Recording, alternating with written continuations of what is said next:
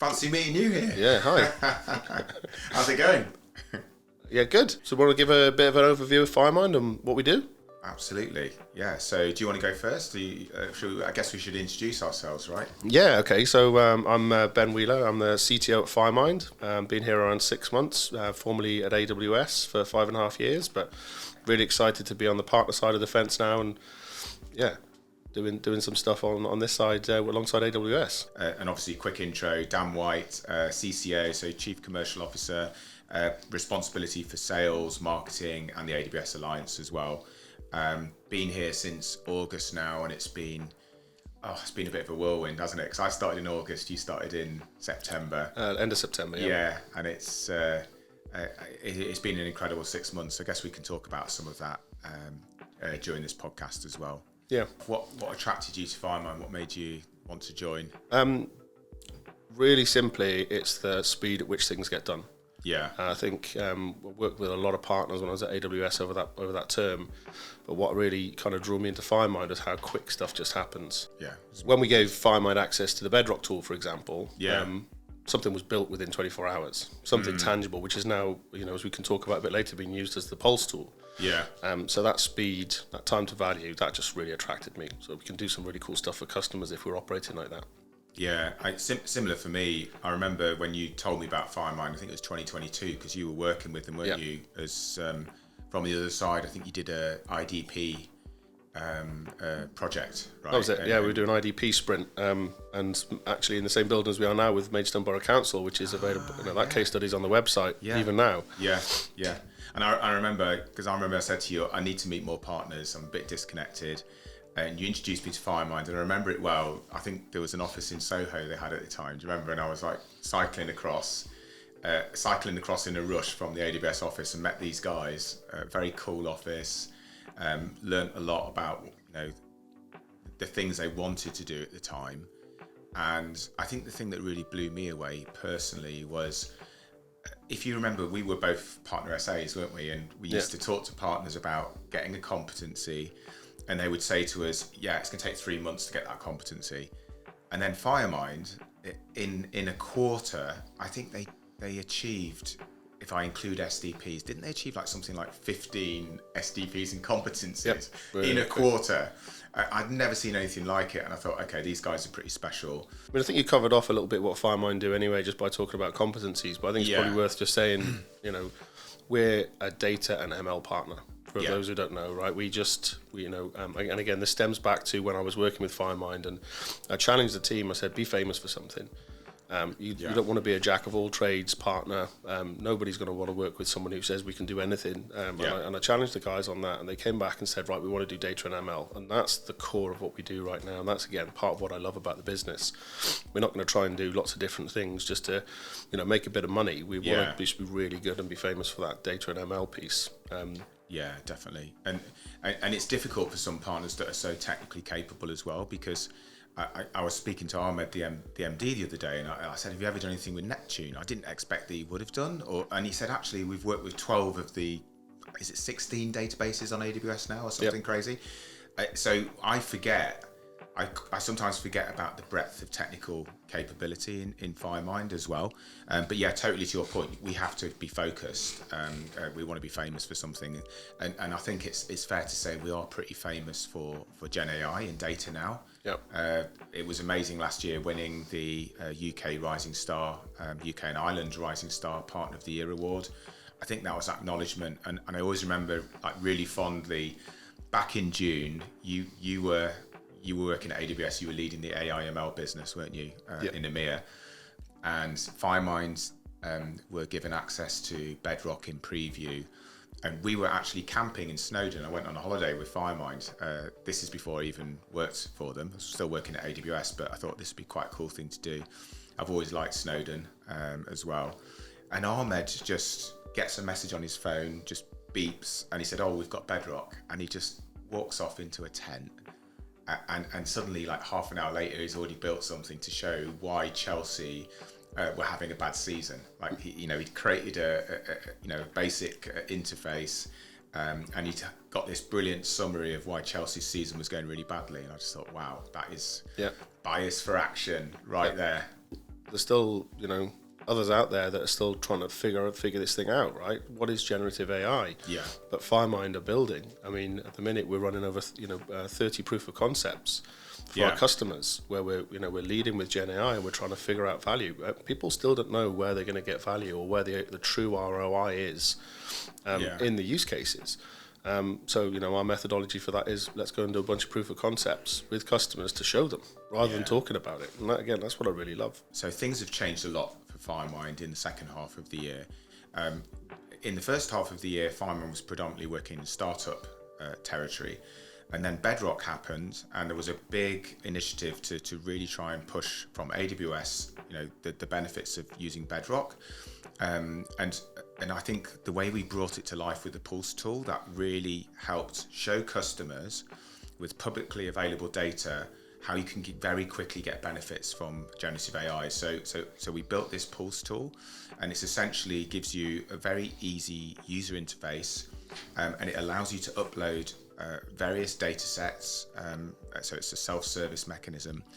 And then you can create prompts. So prompt engineering is obviously the posh term that we all know now. So you create your prompts, you ask questions of the models, and you can select, I think we've got about 6 different models you can select now, haven't you? Select a model, put in the prompt, and what really worked really well for us is we were getting introduced to enterprise customers from the AWS team, and we would very quickly demonstrate that value by downloading publicly available data. So it could be their annual report, it could be Trustpilot reviews, and then we'd have half an hour with that customer, quickly show them what they could do, how you could automate those low value tasks. So for example, with the Trustpilot reviews, we could very quickly say, hey, look, here's the top 5 positives about your company, here's the top 5 negatives. And some of these companies were employing people full time to just do that. So that was a real eye opener for customers. I've been in 2 meetings this week already with 2 customers, and it always starts with Gen AI. Everyone wants to talk about it because that's the hot topic, or AI just generally, machine learning. They know these are the kind of buzzwords. And you spend 10-15 minutes demystifying that, and again talking about the stuff you've just talked about with publicly available data and you know, using prompt engineering to infer over the top of this data. And then the conversation very quickly steers into, what does your data look like? You know, and often the data is, you know, these businesses have often scaled quite quickly and quite rapidly, but haven't really looked at their data strategy. And now they've got data in silos that just doesn't scale with their business. And then they want help to try to navigate that, right? Like, how do we actually put this data? We've got a great slide. I don't know whether Mark can actually pop this up on the screen now with the magic of editing, which kind of shows that data journey. And everyone's sat over here with data that they've got that's unsorted, and then you take them on that journey. And once the data's where it needs to be, the Gen AI bit is, you know, I mean, I don't want to downplay it too much, but it's actually relatively easy.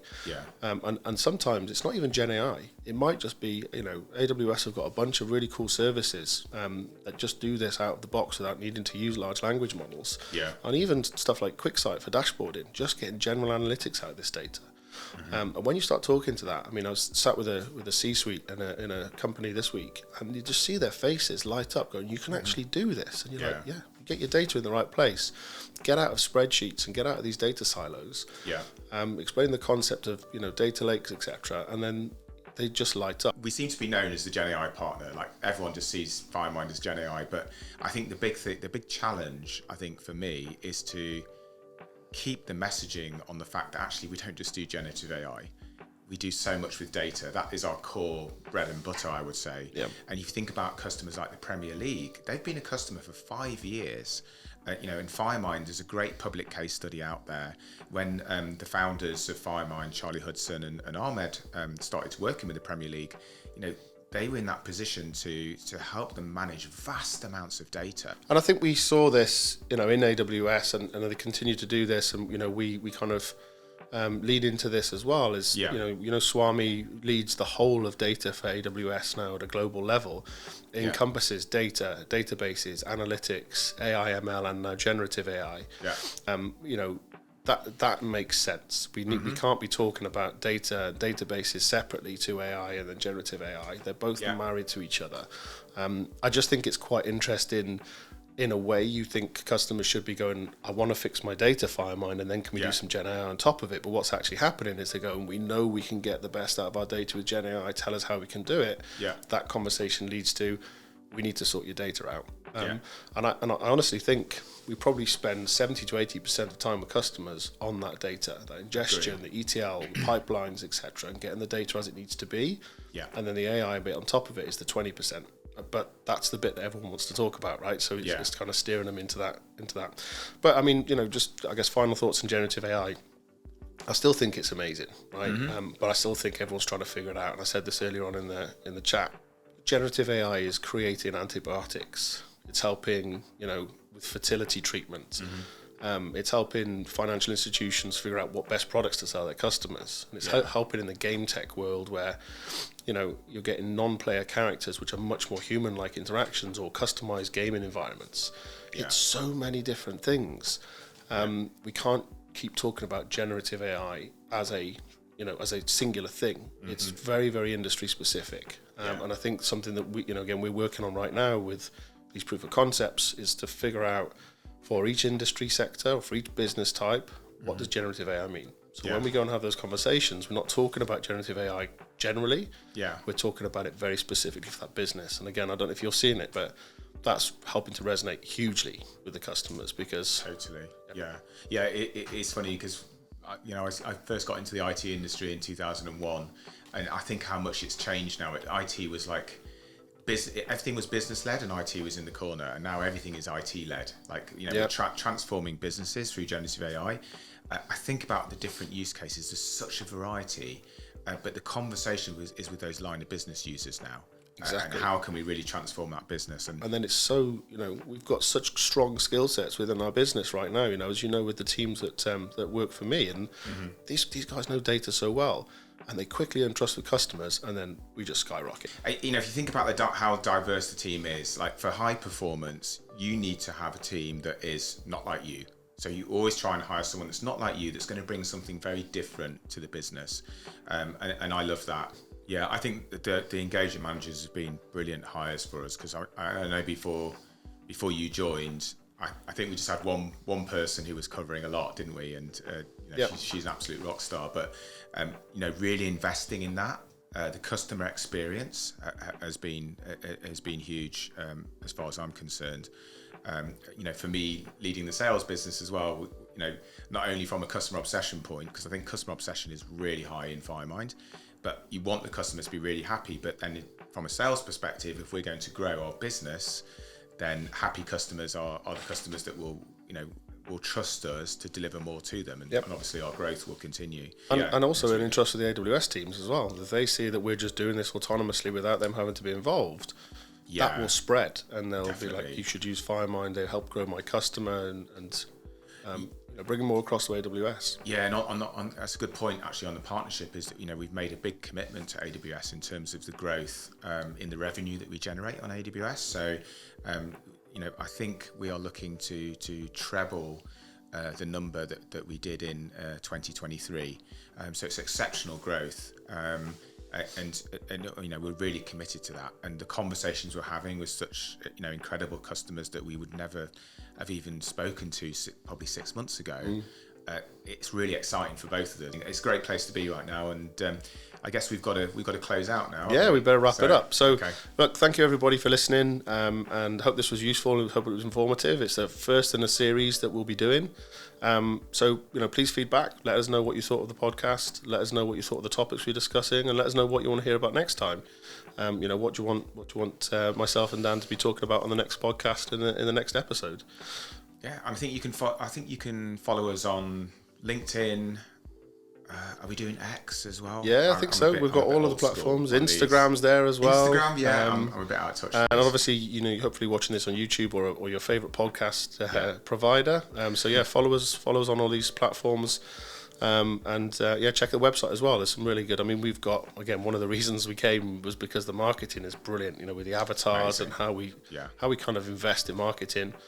is pretty unique, I think. And, the website is a testament to that. So, yeah, go check the website out, have a look at our case studies, read about the people we bring on board. Every time we bring someone on board, we launch a post about them, learn about the people we're hiring and what makes them tick. So, yeah, please go and feedback. Let us know what you think. And, we look forward to seeing you in the next one.